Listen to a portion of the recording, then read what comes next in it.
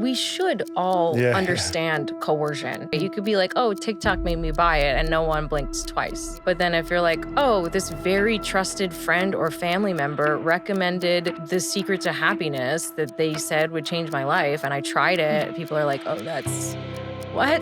This man had no background in psychology whatsoever, and he was addicted to heroin for 12 years and operated on people while he was high. I've had people who like read the book and when they got to the Oprah part were shocked. He was on Oprah? And I'm like, really? That's the that's the straw for you? Like now you think maybe he had some credibility? Welcome back, everybody, to part 2 with our friend and author, Veena Dinavahi, who wrote The True Happiness Company. And remember, if you missed the first one, rewind. Because this won't make sense. And if it's YouTube, it's probably the video above you. So click it. So where we left off last time, on an ominous note, the red flags weren't quite red enough, weren't quite obvious enough. And they were hueish, pinkish hue. You were getting more and more pulled in to this community. At the same time, you had now multiple children with Charlie, who was on board with Bob, and you guys were he was triangulating with Bob to keep you in line and at home and without childcare, and you were feeling, I'm just summarizing here for the sake of brevity, tell me if I'm wrong, but feeling alone. And then you get introduced through the members of the True Happiness Company that many of them go to church, which is not something you were aware of before. And next thing you know, you're attending. Yes, I was going to the Mormon church in New York City. So Bob had like been really careful to titrate how much information he gives people, to your point earlier. So I hadn't known anything about his religious affiliation before. I think maybe he'd mentioned something about going to church once I had known him for a year. So this was years into knowing him. I think 3 or 4 years into knowing him, where I'm like, what's the next step? How do I keep growing? And he's like, well, try having some spiritual practice. And he would act as if it's like, it could be anything, but then would send me scriptures that went to the Mormon website. So I ended up going to church, and at the time, that was like a solace for me because I was so isolated in New York City. I didn't have childcare, as you mentioned. And the Mormons in New York City, they're very like, it's a self-selecting group of people, who are open-minded. They were really incredible people that I met. And so I found like this sense of community that I had been lacking in person, where suddenly I was like being invited to dinners, and we were going on like walks to the Union Square Farmers Market with our kids. And I wasn't the only like young person with a baby. Because you had a kid at 20. Mormons definitely check that box. Young people. Right. Yeah. Because Bob influenced me into like having a child at the age of 20 or 21 and getting married, which was not in my like 5-year plan at all. Right. So I was feeling really isolated then. And when I went to church, everyone seemed to fit that pattern. So I felt like a big sense of acceptance there. But then, he started using the doctrines of the church to buttress what he was teaching me and like positioning himself as like a prophet of God. So that I would feel like a deeper sense of moral responsibility to stay in touch with him and to be obedient with him. And there were certainly like teachings of the Mormon church that did fit into what he was telling me in terms of like the role of women and staying home and being the one to like bear children and raise children and not go back to school. And that's a godly pursuit. Yeah. And I remember earlier in part 1, I was asking about the belief system, and you mentioned love and accept unconditional love, and we didn't get into one of the main tenets, which I know is a responsibility. And I feel like that also bridges into Mormonism and a lot of these groups where there's like your own personal agency and how you cause things in the world. Can you speak a little bit about that? Yeah. So with his idea of unconditional love, it was like receiving love is great, but the ultimate goal is to just be giving. So you're like minimizing your own needs and basically like putting, and the emphasis was always on women, right? Where it's like women are in this position where they're just giving and giving and giving. So my like husband at the time continued to work, continued to have hobbies and activities, and he didn't join the Mormon church, but I was expected to, because that was this like role that I had accepted. And the responsibility also of like, that was your role. And anytime there was discontent between the two of you, it seemed like you were guided to look to see how you caused the problem. Yes. Right. Yeah. And to switch your complaining to gratitude for all that he did provide. And Yeah. I so, think that's another like Yeah. NXIVM similarity. Totally. Right? Yeah, and not to mention he had an agent on the ground with your husband. Seemed Yes. like. Yeah. Like reporting on everything I was doing. But yeah, from the beginning, he would be like, you only experience pain when you're fighting truth. So every time I was uncomfortable, I would be like, okay, there's something that I am missing. There's some lesson that I'm avoiding, that I'm not learning, rather than being like, oh, maybe he's treating me like shit. Yeah. Maybe that's why I'm uncomfortable. Yeah, maybe this is not a good fit for me. Well, it's also mislabeling the cause. It's not you. It's the person treating you like shit. Yeah.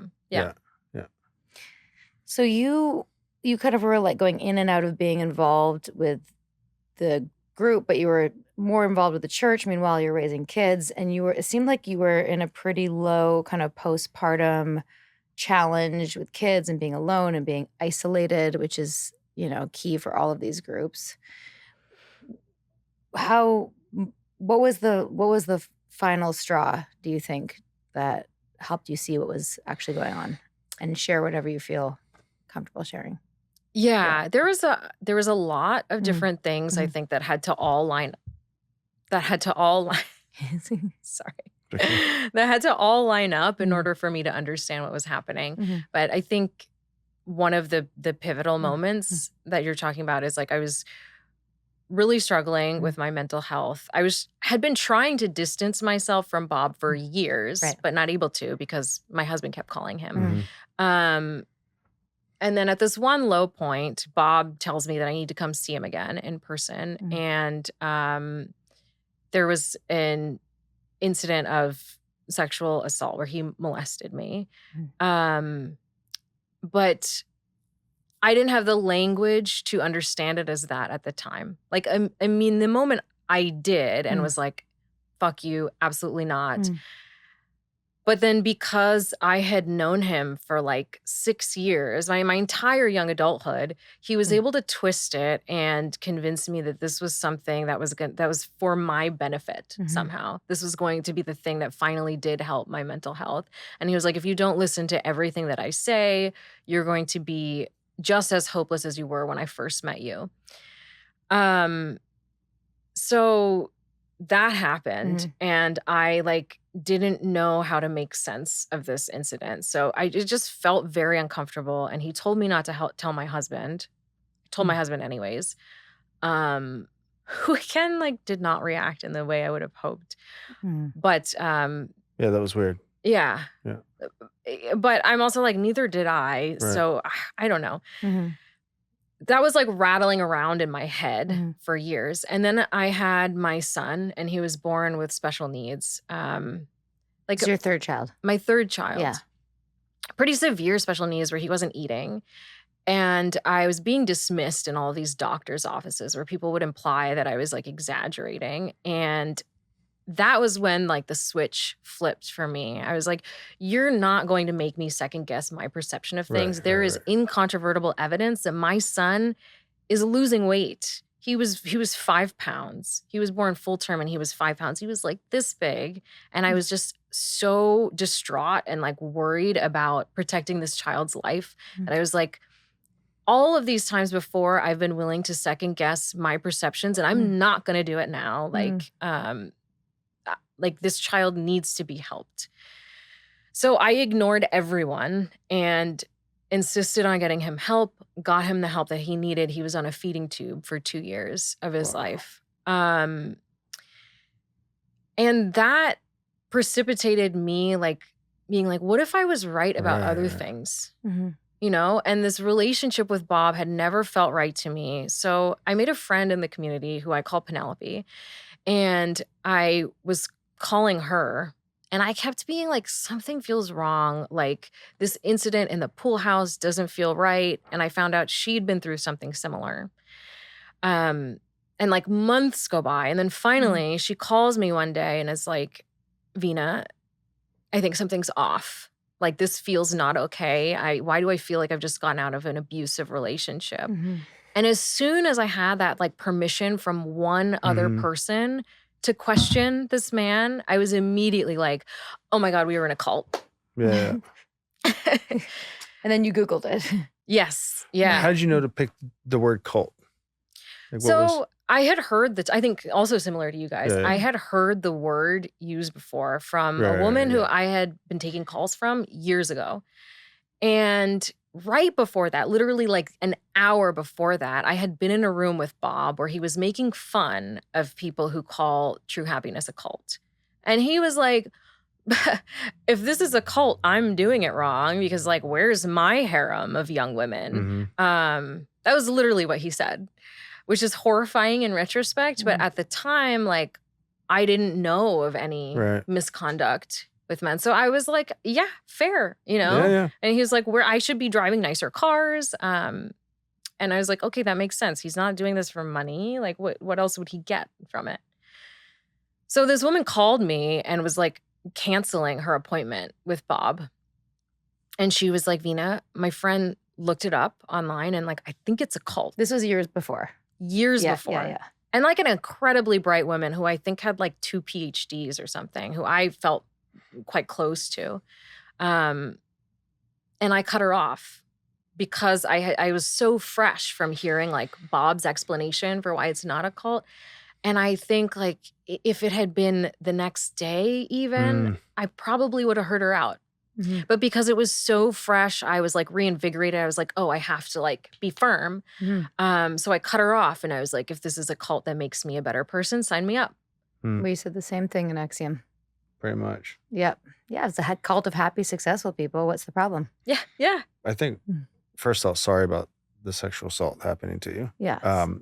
Let's be clear about secondly, that. I think too, what you put good language to is because you were thrown into something so real and something that your intuition as a mother, whatever, you made the decision based on that. That served to be like the catalyst for like, I think I like this process a little bit more, right? You actually developing your own autonomy, a physical event. So like I've always said, the reason our case went the way it did is because we had a physical manifestation of the emotional abuse that had been going on in the brand. Yeah. Right? And similar to you have a physical experience that kind of jolts you brings you right to reality. You go, wait a minute, my faculties just clicked right on here. Yeah. And now what to do just becomes clear. You're saving a life. Like that's, you know, for me, I'm getting my family and my wife out of harm's way. Yeah.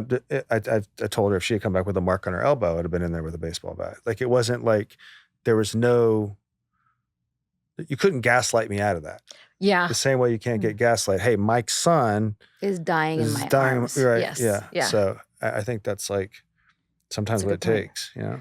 The other thing I wanted to bring to the listener's attention as a pattern, as this happened from what we've been told from the women who were in Keith's harem, is that he did a very similar thing that Bob did with you, which was to say, this is if you can't open up completely to one person in your life, if you can't be totally vulnerable and trust. That was like word for word. Yeah. And by the way, same with Osho, Bhagwan, whatever the fuck in Oregon, said to all his women. Yeah, Rajneesh. He would say, you have like basically asking for full surrender. All of these dudes say you have to basically do whatever I ask you to do. If I say strip naked, you strip naked. And that's what you do. And that's and if you're not playing full on. Yeah. Which is one of the tenets of the group, which in some ways in therapy, in certain boundaried ways you do have to do to really grow in it. But like there has to be a boundary of ethics. And usually that's where they cross the line is with sex or something like that. So again, I'm so sorry that happened to you and wanted to go back in time like I always do and like pull you out of that pool house and like, fuck you, you motherfucker. I have a question on the end of that. We're You driving. don't let me get out my venom towards Bob. Yeah, go. It's okay. I just, it's hard not to feel those feelings. Go ahead. When we were driving over here, I was asking Sarah, I was like, what do you think his end game is? Because it's not money, or maybe it is and he's hidden it away. Do you think his end game is to get someone naked and hold them and stare in their face? Like, what does that get him? Like, what is it, a power thing? What's he like? Because to me, a fetish? Well, yeah, because I imagine every person that he goes in, which really aggressive, right? Naturally has that response. Yeah. Like, is the end game to get you there, transition you through that, and have like a wild night with you? Because that doesn't seem the approach. Like, what do you think's going on with him? Like, what is he going for? Because I'm like, if you're trying to sleep with these girls, that's not the way to do it, right? Stare them in the face, and bite their lip. Like, that's not much game. Like, so it doesn't seem like that was the. What do you think? I think it's a power thing. Mm-hmm. I think he just gets off just from like having that much control and that much like complete surrender. And even like Penelope, in the book, when she told the wife of his son. Yes. That's a interesting. Who married Bob's son. When she told his son what had happened, he was immediately like, I completely believe you. And for him, it wouldn't have even needed to be sexual. Like he would have enjoyed it just for the power. That was like his son's immediate response. His son said that? Yeah. Is her son still involved? Are they still involved? No, Penelope got out. She got out. Yeah. Okay. Got it. This is a complicated. Okay. story. I'm sure it's going to get way more. We can let him write his. Well, at least the son had an appropriate response, right? Yeah. Like, I think. So what did you and Penelope do with that information? Well, I think we wanted him to stop what he was doing. So initially we started telling people in the community, keeping it very like neutral, not using words like abuse or molest or grooming, just like this happened, then this happened. And that was not as effective as we were hoping. People were not getting it. Then we spoke to our bishops because I think naively we were like, spiritual consequences will teach him to stop. We talked to Bob's bishop and he was like, a number of women spoke to him and he was like, unfortunately, I can't do anything. He like spoke to Bob. Nothing happened there. So then we called the police in Georgia and similar thing. They're like, oh, we were watching his YouTube videos and like he is a weird egg. We'll grant you that. But we like talked to him and he says he didn't do it. And we're like, okay. He said he didn't do it? Yeah. We're like, really? Funny that. That makes no sense to me. Right. So at that point we filed a lawsuit. And we were hoping that would hold him accountable, but he also just immediately claimed that he was bankrupt. And we were considering taking it to a trial, but like for me at that point, I just found out I was in a cult. I just left the Mormon church. My marriage was falling apart. My son was like at the peak of his medical problems where it was like multiple surgeries a month. And I had just gone back to school and I didn't have a college degree. So at that point I was like, okay, I don't think I have the bandwidth. So we just settled quickly. But unfortunately he continued doing what he's doing as far as I know. Yikes. So he's still out there, but there are people that are wanting to expose him.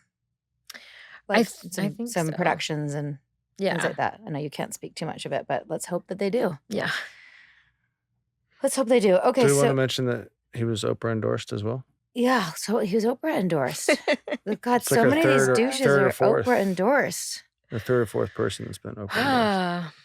Yeah. And it's funny, because I wrote this book hoping to show like how someone can wind up in a situation like this and how it's believable the whole time. And still, I've had people who like read the book and when they got to the Oprah part were shocked and they were like, wait, he was on Oprah, and I'm like, really? That's the Yeah. that's the straw for you? Like now you think maybe he had some credibility? Mhm. But yes, yeah, he was on Oprah. It was a very weird clip that I remember watching. I was looking for it. I couldn't find it. Yeah, it's tough to find. I think You have to go to her page and like subscribe or something. At least We're not investigative or journalists, so we didn't dig too deep. But I think actually the way that I saw that clip is I think it was on his own DVDs. I think he had like a DVD course training, and I think it was on that, to the best of my memory. DVDs. Remember those? Oh yeah. Right.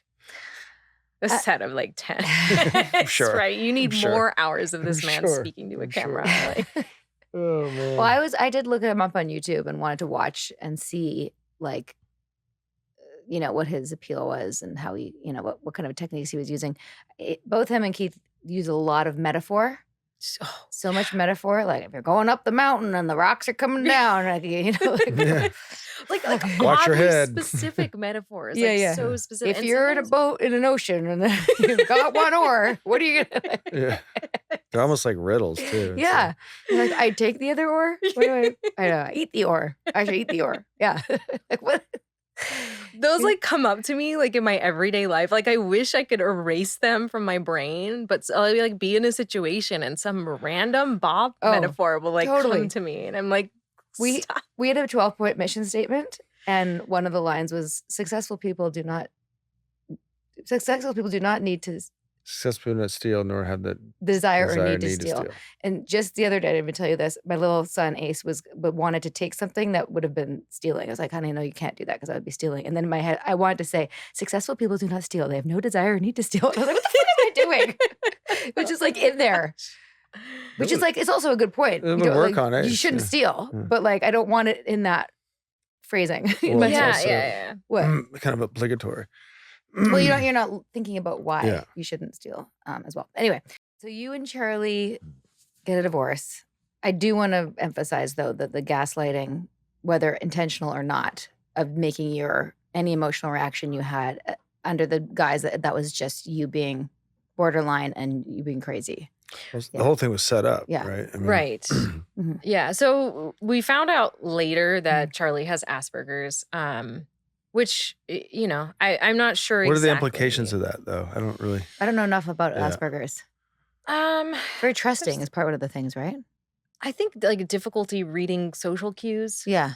I'm not like an expert on this by any means either. So I just wanted to say that was an element of it. But yeah, after we realized that like we had been in a cult and I had been molested, he was continuing with Bob's theory that I was borderline. And I was like, I don't think that's what happened here, right? Mhm. Like I think I was manipulated, and I also think you didn't stick up for me or like protect me. You were kind of keeping me entrenched in this group. Mhm. So until that breaking point, I was ready to kind of stick it out and try to work through it. And then I had the realization that like we are never going to exist in the same reality here. Like he is always going to see me as someone who is mentally unwell, and I'm never going to be able to trust myself as long as I'm in this marriage. So I need to get out. Good for you. Nice. Thanks. So now you co-parent? Now we co-parent. Yeah. And how's Hugo doing?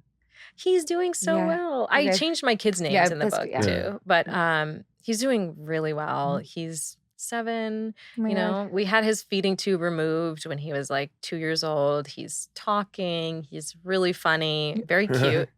Yeah. Aw, Yeah. that's so great. I hope to see And pictures after. Your eldest Yeah. is how old?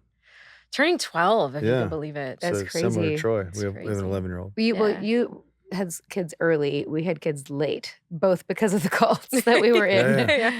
We're like the Yeah. oldest parents at our school functions. Tell us more about the kind of healing that you did, and what was your how did you reclaim your autonomy and your voice and your new labels of yourself as like a not crazy person? That one was tough. Yeah. That one took me a while. Well, I went back to therapy, and even that was rocky for me at first. It kind of reminded me why the cult was appealing. Yeah. Because I had some like very bad initial consultations. then I was finally able to find someone I had like a good rapport with, and let go of the idea. She like laid it up for me super nicely, where she was like, okay, just to recap, this man had no background in psychology whatsoever. And he was addicted to heroin for 12 years and operated on people while he was high.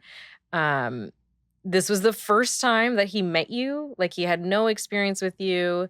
And then he later ended up molesting you, and you still think that he was right about this thing.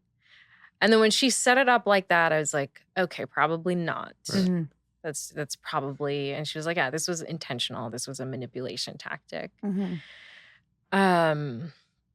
But there was still a big process of like believing that in day-to-day life, because I had just internalized it for so long. I immediately went back to college and got a bachelor's in psychology. And then I started working, which has been great since I like wasn't allowed to work for so long. And I started working in fashion, and like my fashion choices had been routinely criticized as being like attention seeking. And now Isn't that what fashion is, though? Right? In a lot of ways. But also, like, what's wrong with that? Yeah. Right. Yeah. Now I'm like, so what? Like, what's so bad about like wanting attention or like expressing yourself? When I try fashion, I'm doing it for attention. Yeah. Not doing it for you. You do fashion by Not yourself. making it 'cause it's comfortable. Right. Yeah. See, what do you do in fashion? I write for a brand, and I'm like the brand voice. Cool. So it's really fun. Amazing. What a New York life. It's great. Yeah. Commuting? What's You that? commuting? I'm remote. Like my Okay. team is based in LA, but it's pretty Nice. great. Yeah. Cool. And then tell us a little bit about like writing the book, and was it cathartic? Was it triggering? I know you started writing it when you were in it, so you had lots of stuff to pull from, which is great. I know that's like another Nexium parallel, right? Where Yeah. you guys were filming thinking that he was like this fantastic world leader. Yeah. I had the same thing. I started writing thinking this was a story of how this like very wise man has saved my life. And I'm so grateful. So he actually like read initial versions of this, like that first description of him as like looking like a big teddy bear. Like he read that and like loved it. That tracks. Yeah. Well, it's also great because you're writing it from the perspective of being in it and liking it, which is awesome, because I think like for me, when I wrote Scarred, I had to go back to that. I was so angry and felt so betrayed. It was hard for me to remember what was good about it. It's also hard You know? not to write it and imbue it with that emotion that's going on at the time. Yeah, or like saying like, oh, this is going to help you feel empowered. I'm like, barf, you know what I mean? Yes. Like I'm coming from the judgy, fuck you perspective. Yeah. So I think it's a real gift that you had that writing. Yeah. So that was like the initial draft. And I also had some writing from like early journals of mine when I was like 15 and experiencing the events that took place when I was in high school. And then once I realized I was in a cult, I entered this 3-month fugue state, which I genuinely don't know how I did, because I was up all night tube feeding my son. I was running off of no sleep and just like cranked out a draft of this. And then, you know, there was a long process of like editing and turning it into an actual story. I think a lot of like cult manipulation can be quite repetitive, right? And It totally is, yeah. his like dialogues, those specific metaphors, I remembered and had written down so many. And I like wanted to include all of it because I felt like every single thing he said was like valuable or would help show why I was in this situation. And then later on, I was like, oh no, he's not actually like that compelling. Yeah. One person described Keith, and I don't know if this applies to Bob. They make the obvious sound profound. Yes, they really do. You just need love. Yeah. Like, oh my God, I do. I need love. No one's told me this. Yeah. He used to say like one of his things was like anger is always wrong. But he's like, not wrong as in bad, wrong as in like if you have a flat tire, like replacing that flat tire with the kitchen sink. And I was like, what? Like, what?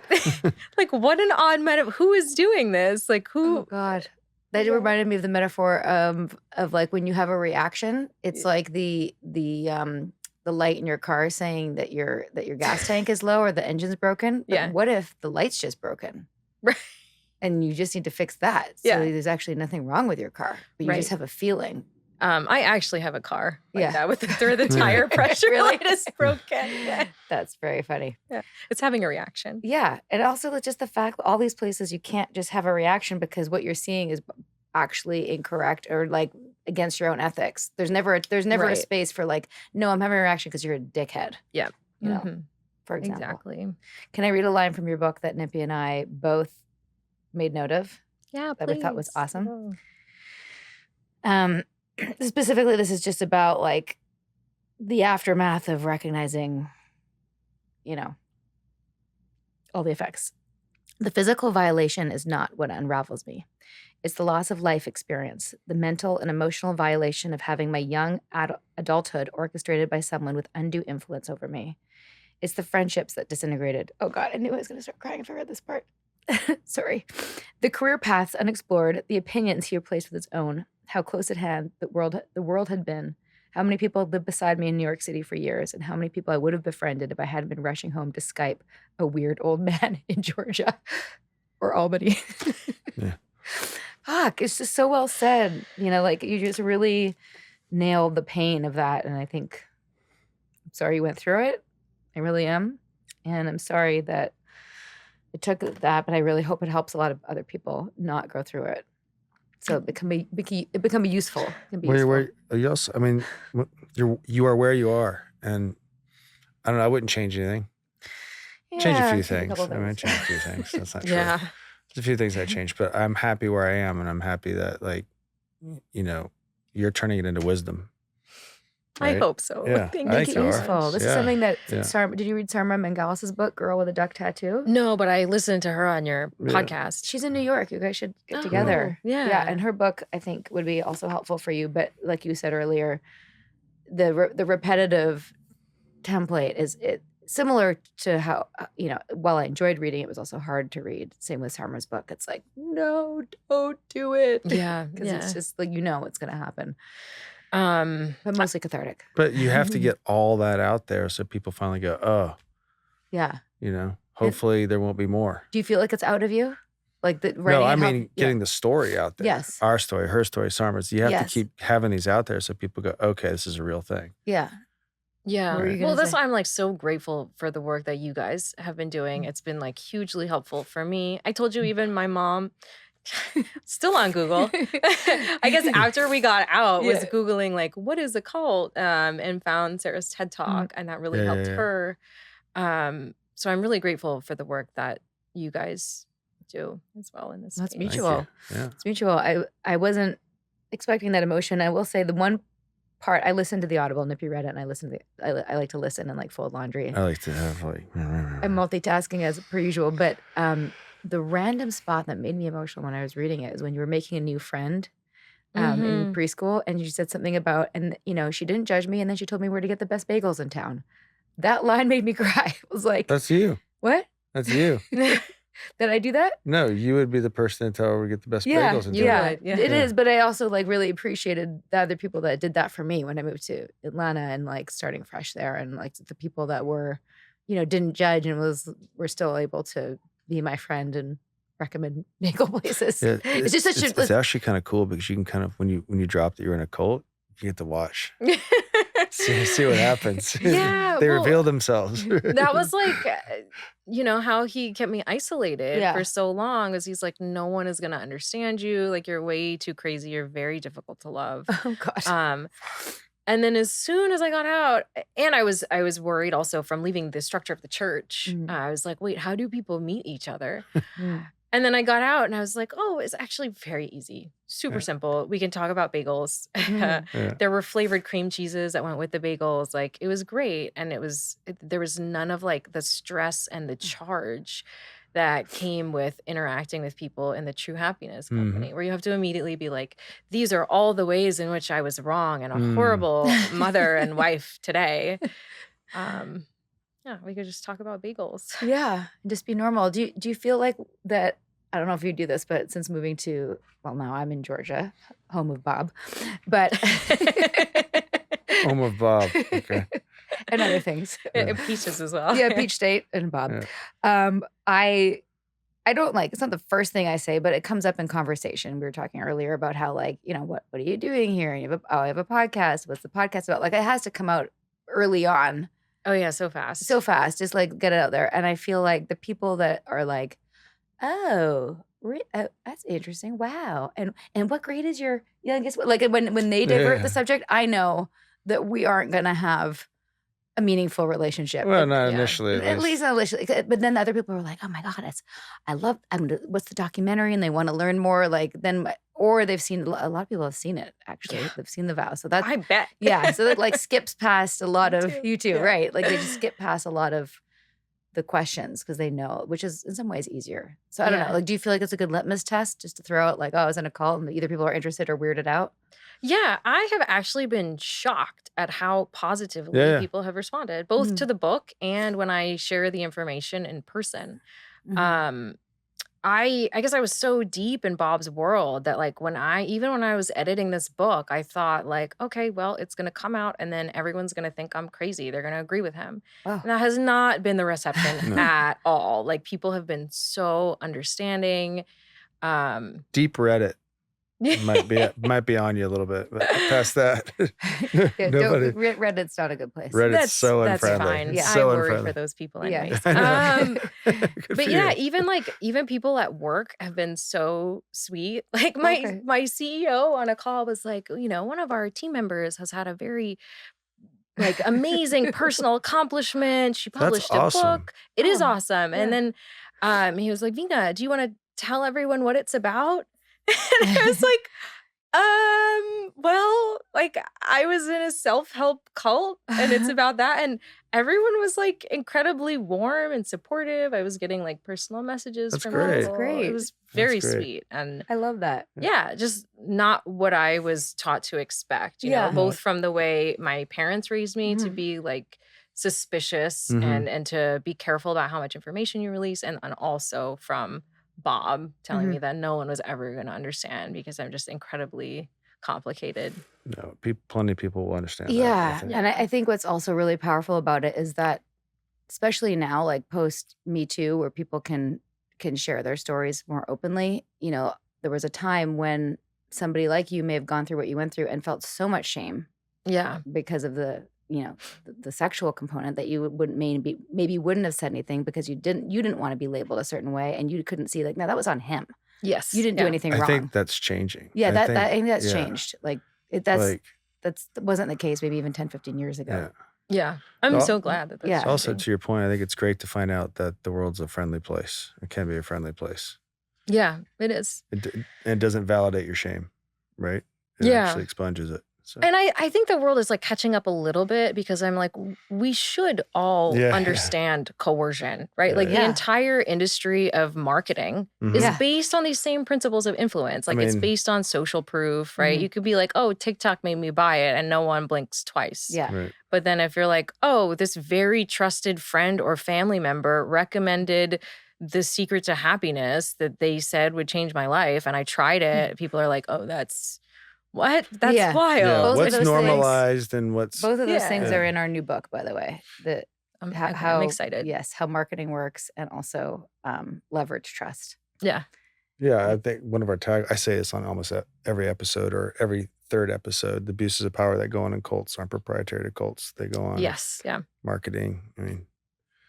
So now you're an expert. What's the advice that you want people to know that you hope that they take away from this book and your story? What are the little things to put in their pocket as they go forward? I think to keep questioning things, to keep checking in with yourself, and to not be afraid to change course.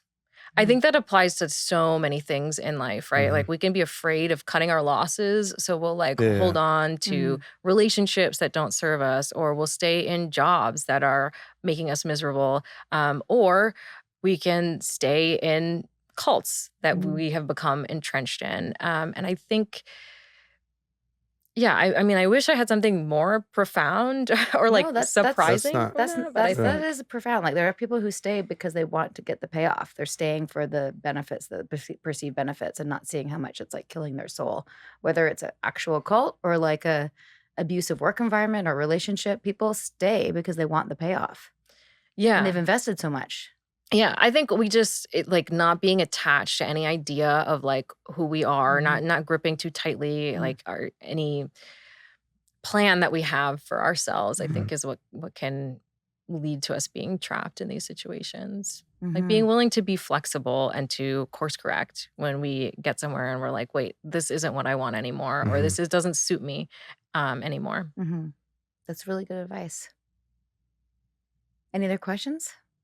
Will we sum it up? I think we did. Will you sign our book Yeah. on camera? Wherever you like to sign. Okay. And then I have a present for you. Oh, thank you. It's gift giving time. I had to like practice my signature. My kids were making fun of me. Really? There were a see. lot of outtakes. Oh God, now there's pressure. Oh yeah. Did I do Oh, yeah, okay? that works. That works. Well, I didn't make this on purpose, but our fanny pack matches your book. I love this. I think it actually looked really good with your outfit. I'm gonna your Yeah. fashion. You could be the decider of that. No, for sure. And I have Thank one. you so much. I know you've read it already, but for your bookshelf, I wish my book was pink. I feel like I need to redo. Are we gonna make Second ours book? pink? Yeah. Is that gonna be pink? It's definitely gonna be definitely gonna be fluorescent. If you see the It's definitely gonna be fluorescent. When did we have that talk? have you seen our Pinterest board? Our mood board I've is seen all it. the I didn't know that we was- had agreed upon Oh that. yeah, no, that's done. That's done. You've already signed the papers. Okay. Signed the waiver. Thank you so much for your vulnerability and your willingness to tell this story. I think it's super important and will help a lot of people. And thanks for coming to. I know you were coming to see your parents anyway, but I'm glad you're Are here they in in Georgia? Georgia. They're in Georgia Wow. now. Yeah. Wow. Anything They that live here now? They live here Wow, now. that's amazing. Oh man. Yeah. Is there anything that we didn't say or ask you that you want to say? Like any loose ends, any tangents that we didn't wrap up or? No, Where can I they don't find your book? Oh yeah. Yeah. Where can they find you and your book? I think most places. It's online. It's in bookstores. I'm gonna hold it up. I don't have a better answer to Okay. that as well. It's on Audible. You narrate the Audible, and you narrate the Audible so well. Oh, thank You have like a really good sense of comic timing and like thank you. as the Thank voice you. of an artist, I commend you for your skills. Lots of practice reading my children bedtime stories. Oh, That's where yeah. that comes in. Do you think would you want them to read your book ever? Oh gosh, they want to. Yeah. They've been bugging me, and I'm like, yo, I don't know that you want to know me this well. But two, I was like, you at least have to wait until you're like 18, and we have to have many, many conversations before then. But my oldest is a little bit anxious. So I did read to her all of the passages about her that were appropriate for her to hear. Just so she knew I'm not like bad mouthing her. Right, Yeah. right. I'm like, this is how much I loved you as a baby. And she was like, oh, okay. Yeah, Yeah, this is made good. her feel better. Yeah. That's great. I'm sure they'll appreciate it one day that you documented it. Yeah. What about your kids? That's for you. Oh, thank you so much. Our kids, Troy probably knows a fair bit. Ace doesn't know much. Yeah, Ace doesn't know much. I mean, Troy was 3 when we got out, and actually, one of the things I've saved this. There's this drawing that he did in like 5th, maybe 4th grade of like a man named Keith behind bars and how proud he was of his parents for putting him there because he's a bad man. He gets it. He gets He it. Yeah. does, I yeah. mean, we did like age appropriate things. Like, you know, we were part of a group. It turns out that the leader was bad. The it word that hasn't come up much either. we've used was hypnotizing, which is sort of true. He did use hypnosis because brainwashing wasn't I couldn't really teach him that. And we'd seen a show where like there were some dragons that like hypnotized the other dragons and like it was a cartoon. Yeah, I was like, did that's Keith hypnotize you? I was like, not really. sort of. Well, it was like kind of, yeah. So and he knows that he was bad and that we called the police and that now he's in jail. And he's proud of us Yeah. for now. I hope it never bites Yeah. him in the butt. That's I really don't sweet. know. The worst that could happen, I would think that maybe like somebody's parents doesn't want him to play with him because I think his parents I don't know. are his parents, us, are weird or, you know, there's some danger. We there. are weird. Yeah. Oh, we're not normal. Yeah. But what's normal? And you said that in your book. Yeah. What- Yeah. That's a Who good gets to tie-in. define normal? Who defines normal? That's what I like. Yeah, exactly. Something to keep questioning. Thank you for coming. Thank you Thank so you. much So for fun. having Thank me. you. This has been a delight.